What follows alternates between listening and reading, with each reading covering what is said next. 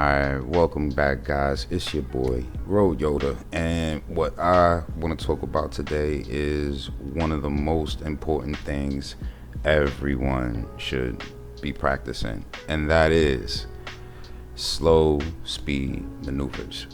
Now, you may think that because you're already going fast and you're weaving in between traffic that you fully understand the bike, but that's only one aspect of fully understanding your bike. There's parts of it.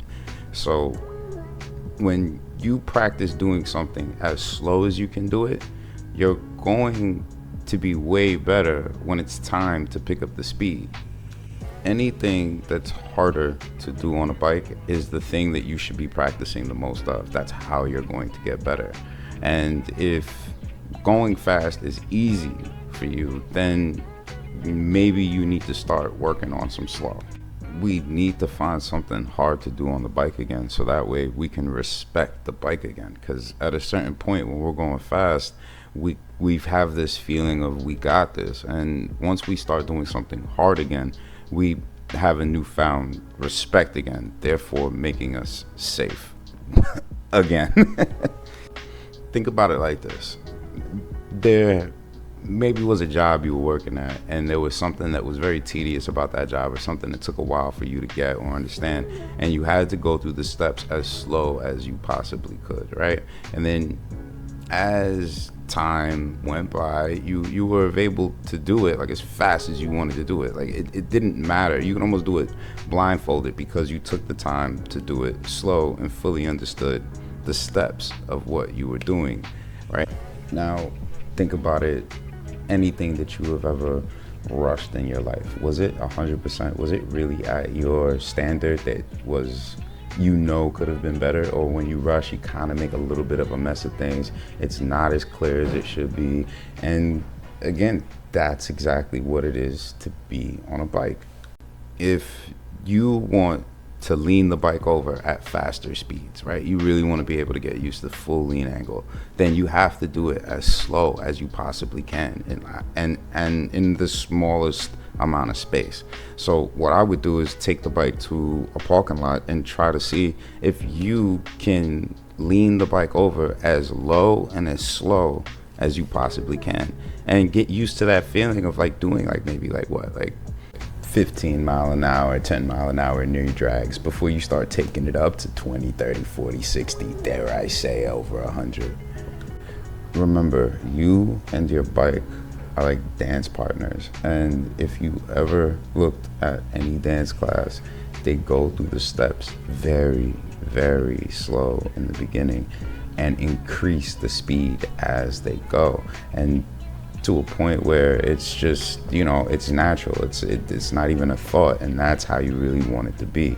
You're no longer thinking about what you're doing, and the only way you're going to get that is through practicing slow.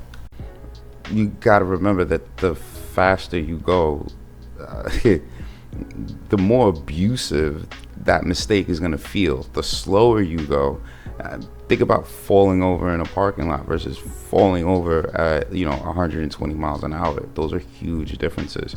So if you're going to experiment in a controlled environment first, and then start taking it up a little bit. Am I saying to do it in the street? I'm not going to say do it or not do it, but if you need that extra skill to get out of the way for whatever reason, at least you have it there.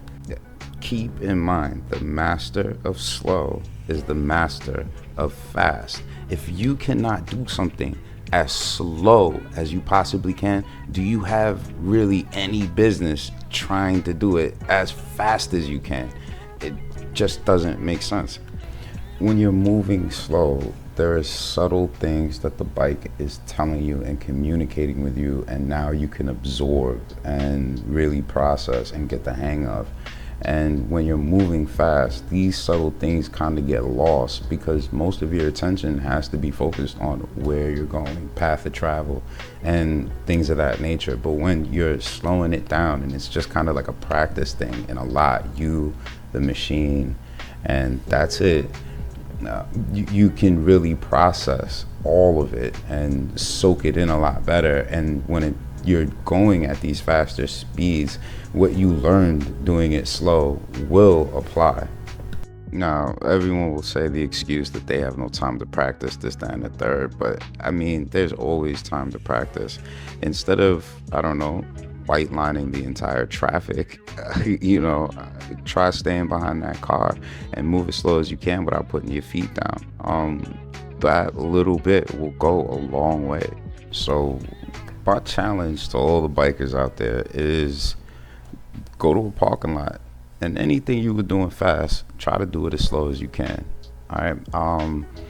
You can make a turn, that's cool. Why don't you try to fully lock the handlebar and keep it locked as you make a circle to the right and to the left? And I don't want to hear, oh, I got a super sport bike, I can't do it. Figure it out. You bought the bike. You never know when you might need that, right? Try making a turn on a block without putting your feet down and walking the bike. Just try once making that U-turn with your feet up. Coming to a stop, can you stop as smooth as you can with your feet still up on the pegs and then take off again? Like little pause right there, just with your feet up. How long can you hold that pause before you have to take off again? Or try crawling the bike forward and barely moving, like the bike looks like it's staying still the entire time. These things are really gonna help you. All right, that's about it for me. You already know, be safe out there. Road Yoda out.